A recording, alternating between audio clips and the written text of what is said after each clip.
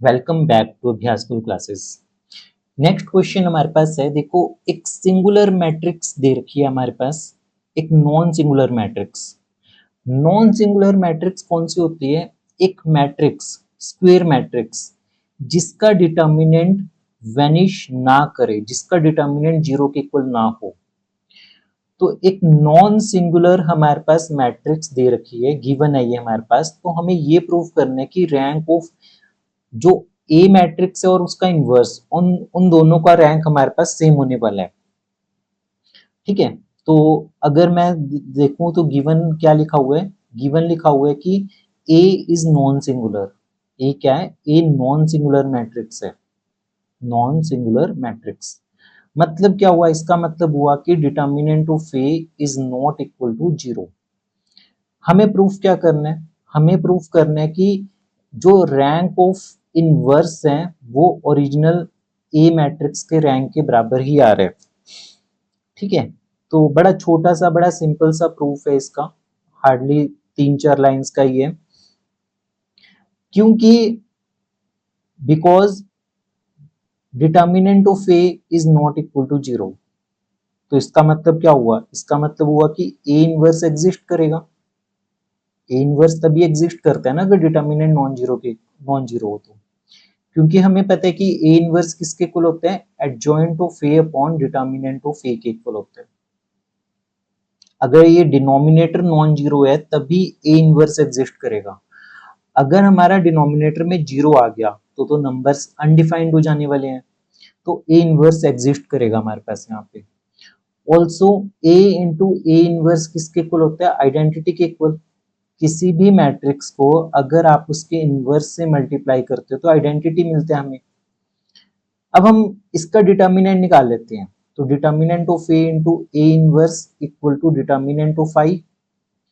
अब इसे लिखेंगे determinant of A into determinant of A inverse equal to 1। अब देखो, अब ये एक नॉन जीरो नंबर है तो डिटर्मिनेंट ऑफ ए इनवर्स ये भी तो नॉन जीरो ही आएगा, ये नंबर भी तो नॉन जीरो आएगा। तो डिटर्मिनेंट ऑफ ए इनवर्स को मैं कैसे लिख सकता हूँ? 1 अपॉन डिटर्मिनेंट ऑफ ए लिख सकते हैं। तो ओवरऑल ये एक नॉन जीरो नंबर आ रहा है। तो because determinant of A inverse is non zero, तो इसका मतलब क्या हो गया कि इसका रैंक भी n होगा। अगर ये n क्रॉस n की मैट्रिक्स थी तो इसका रैंक भी n होने वाला है। तो देयरफॉर जो रैंक ऑफ ए होगा वो ही रैंक ऑफ ए इनवर्स के बराबर है। वही किसके इक्वल है? रैंक ऑफ ए इनवर्स के इक्वल है। तो ये इतना सा ही प्रूफ था इसका, हमारे पास छोटा सा ही प्रूफ था। फर्दर हमें प्रूफ करना है कि एडजॉइंट ऑफ ए के बारे में हम क्या कह सकते हैं। तो देखो सेकंड पार्ट कंसीडर करते हैं हम इसका। वी नो, हमें क्या पता है? हमें पता है कि ए इनवर्स किसके इक्वल होते हैं? Adjoint of A upon determinant of A के इक्वल होते हैं, राइट? हमें रैंक एडजॉइंट ऑफ ए का डिस्कस करना है। दोनों तरफ रैंक ले लेते हैं अगर हम, तो रैंक ऑफ ए इनवर्स, अगर दो मैट्रिसेस इक्वल है तो उनका रैंक भी सेम होता है। तो rank of A inverse equal to rank of adjoint of A upon determinant of A. ठीक है, अच्छा, अब इसका मतलब क्या हुआ कि जो रैंक ऑफ ए इनवर्स है वो किसके इक्वल आ गया? Rank of adjoint of A के इक्वल आ गया। ठीक है, क्योंकि हमें पता है कि रैंक ऑफ कोई, मान लो के टाइम्स ए है, वो रैंक ऑफ ए के इक्वल ही होते हैं अगर के नॉन जीरो नंबर हो। मतलब कि कोई मैट्रिक्स है, उसका रैंक, और अगर आपने उसे किसी नॉन जीरो स्केलर से मल्टीप्लाई कर दिया 5 टाइम में इसका रैंक, ये दोनों सेम होंगे। अब यहाँ पे ए इनवर्स का रैंक और एडजॉइंट का रैंक सेम है, ये एक नंबर मल्टीप्लाई हो रखा है 1 अपॉन डिटर्मिनेंट ऑफ ए। इसे बल्कि हम थोड़ा ऐसे लिख सकते हैं 1 upon determinant of A into adjoint of A. ध्यान से विजुअलाइज करना, आप ध्यान से देखना। रैंक, ये हमारा के है और ये हमारा ए है, ये के और ये ए, के और ये ए। तो इसका रैंक किसके इक्वल आ गया, एडजॉइंट ऑफ ए के इक्वल आ गया, क्योंकि रैंक ऑफ के ए किसके इक्वल होते हैं, रैंक ऑफ ए के इक्वल होते हैं। तो हेंस इसका मतलब क्या आ गया हमारे पास, और हमने अभी अभी देखा कि ए इनवर्स का रैंक किसके इक्वल था, रैंक ऑफ ए के इक्वल था। तो रैंक ऑफ ए किसके इक्वल आ गया, rank of adjoint of A के इक्वल आ गया।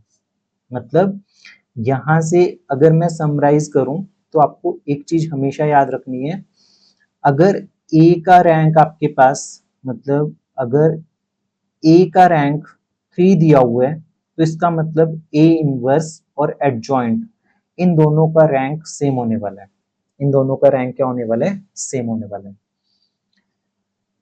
तो छोटा सा रिजल्ट था ये भी हमारे पास, इंपॉर्टेंट था, मतलब ये स्टेटमेंट्स बन सकती है इस रिजल्ट के ऊपर जब आप एमएससी एंट्रेंस एग्जाम्स दोगे या सब्जेक्टिव पेपर्स में यूनिवर्सिटी एग्जाम्स में, यहाँ से स्टेटमेंट बन सकती है।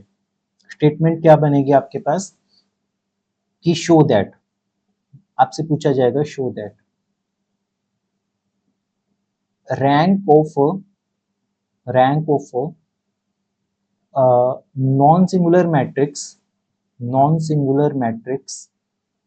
and its adjoint are both same। यहाँ पे जो वर्ड सबसे ज्यादा मैटर करेगा वो नॉन सिंगुलर मैटर करेगा। अगर ये वर्ड अगर आपको दिख गया, ओनली देन मैट्रिक्स और उसके एडजॉइंट का रैंक सेम होगा, इन अदर केस नहीं होगा। ठीक है, मिलते हैं अपनी नेक्स्ट वीडियो में। टिल देन पढ़ते रहिए, प्रैक्टिस करते रहिए अभ्यास स्कूल क्लासेस के साथ।